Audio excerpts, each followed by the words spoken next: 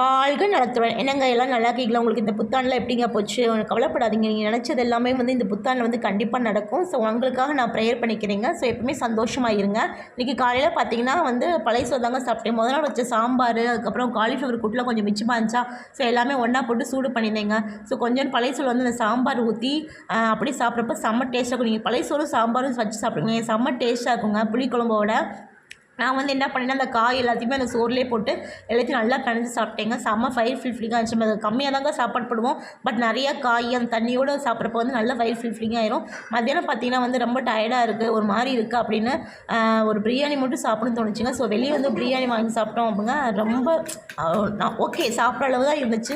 ஏன்னா வந்து இப்போ வீட்டில் வந்து நம்ம கம்மியாக உப்பு சாப்பிட்டு பழகிட்டு வெளியே சாப்பிட்டோம்னா எல்லாமே உப்பாக இருக்குது. ஸோ வேறு வழி இல்லாமல் வந்து சாப்பிட்டேங்க. இது அதுக்கப்புறம் வந்து ஒரு டம்ளர் காஃபி மட்டும் சாயந்தரம் குடிச்சு இதை நான் இன்னைக்கு சாப்பிட்டது. நீங்கள் என்ன சாப்பிட்டீங்க? கண்டிப்பாக கமெண்ட் பாக்ஸில் சொல்லுங்கள். உங்கள் வீடியோ எப்படி வச்சுன்னா லைக் ஷேர் கமெண்ட் பண்ணுங்கள். வாழ்க வளத்துடன்.